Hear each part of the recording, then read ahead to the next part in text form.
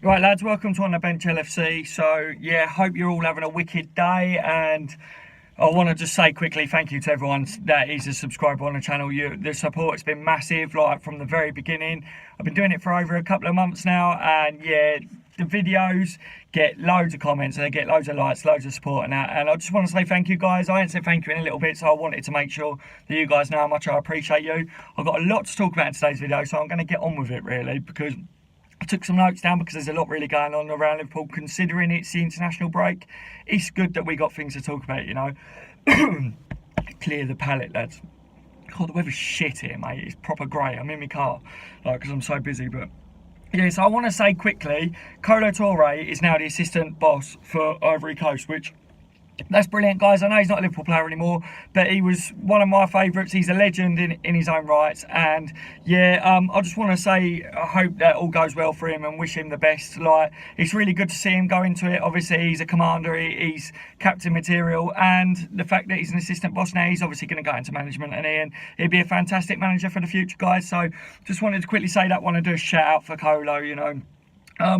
Emre Can, if we talk about transfer rumours quickly, Emre Can is being linked with Man United, which I fucking hope that don't happen. If it does, I'm going to go to Man United, I'm going to get the big German in a fucking headlock, and I'm going to give him the biggest German nugget I can. Do you know what I mean? Like, because Liverpool and Man U, just their players do not go to each other. Do you know what I mean? But I'm a bit worried because Can can obviously speak to whoever he wants come January because of his contract running out in the summer.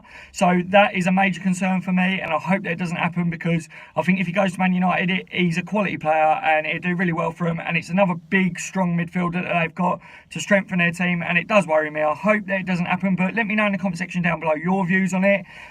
Apparently Jose Mourinho really rates him, which, to be honest, I really rate him. A lot of people really rate Emre Can, and Liverpool should have got a contract sorted out sharpish, because now it looks like we're going to lose him anyway. I've been saying for a while I think we're going to, but I was hoping it'd be to Juventus or whatever, but I'm getting a bit pissed off that now Man United and that are coming in sniffing around, which all the Premier League top clubs are going to come in for him, because he is a quality player, isn't he? Also, there's been a few rumours about Liverpool being linked with Pastore from PSG. Fantastic player. I would take him at Liverpool. Also, Quincy Promise as well as being linked with Liverpool. But something that I want to say is that I like being linked with all these players, but also it's pissing me off. Stop linking us with midfielders and attackers and stuff like that. Get us some fucking centre-backs, Klopp. Get us some centre-backs, Liverpool. Sort that fucking defence out before you get in some really fancy wingers and midfielders. Look, Pastore could be coming in if Can is going, but obviously we got Naby Keita coming in next summer, so I don't think it's a necessity. Promise, unless Coutinho is going in January, which I don't think it is. True, all the rumours about that in Barcelona still. I think they probably still want to come back in for him, but I don't think it'll go anywhere because of the stance that Liverpool had on him. That's the only reason I see someone like Promise coming in, but he's nowhere near as good as Coutinho in my opinion. So yeah, let me know what you guys think on that as well.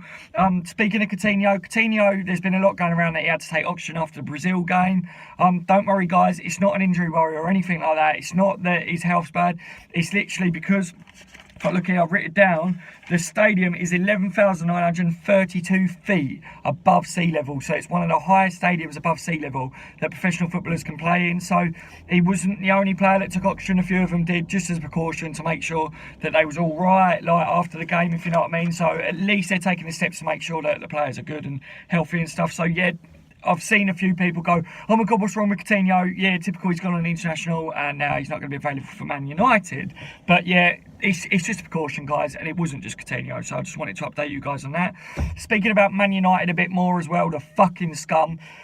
Kenny Dalglish stand should be ready and fully completed come the Man United game at Anfield. I think it's like October the 14th or something. I could be wrong on the date, but should be fully done. And yeah, what a way to mark off a hero and a legend at Liverpool.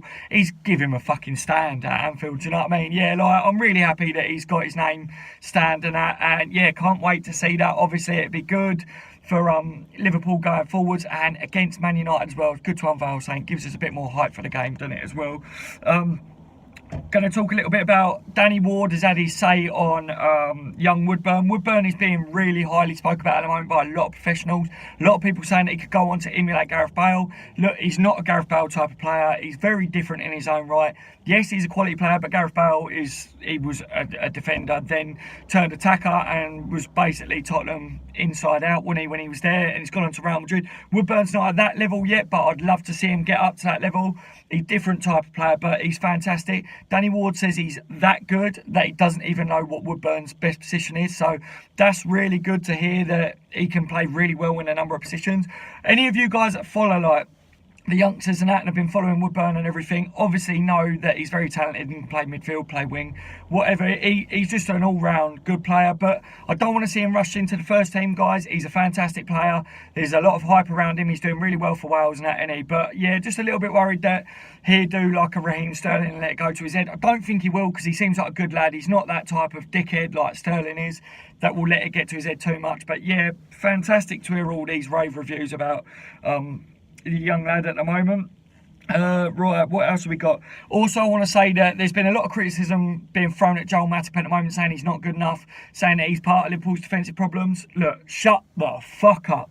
Joel Matip is being paired, right, with Lovren, Clavan, which they're both fucking absolute twats, aren't they? They can't defend for shit.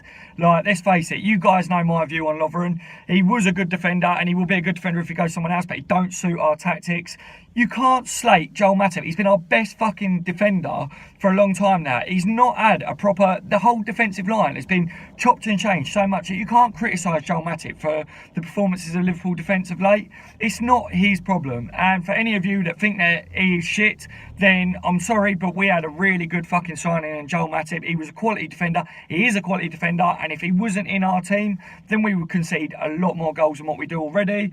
That's my views on it. Yes, that rebound kind of come off him, didn't it? And ended up hitting a player and going in the goal. But that's not his fault, guys. He's being let down by the players around him and stuff. And that's just my views. Once he's got a centre-back partner, if Virgil comes in January, then you'll see the best of Joel Matip. And also, when Kleiny comes back as well, Kleiny will cover him a lot better. So, yeah, that's just my views on that one, guys.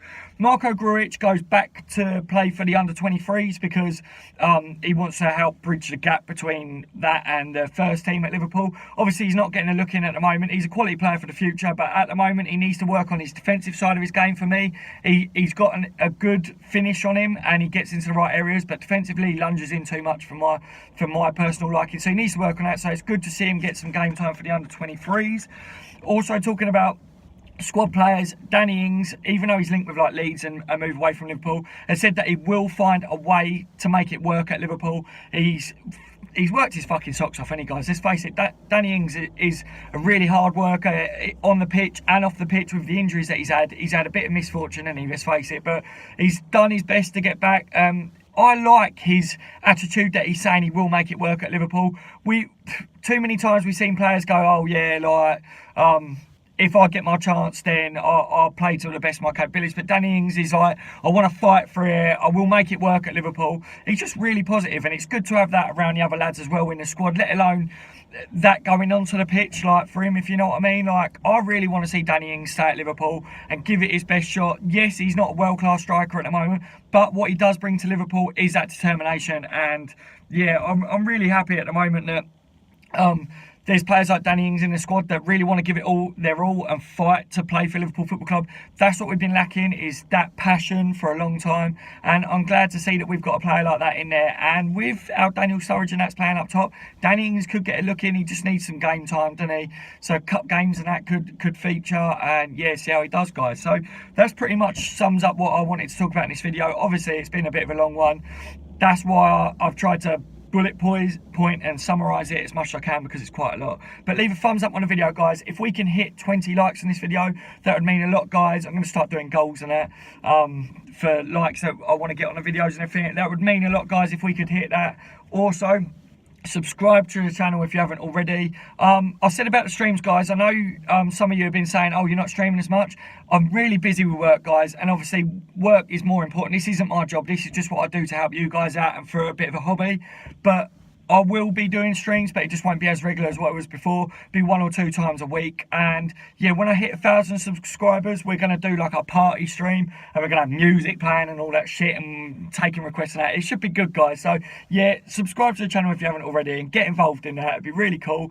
Let's hit 1,000 subscribers soon, guys. That'd be amazing if we could do that. I hope that you're all having a good weekend so far. Take it easy, guys. I'll speak to you soon.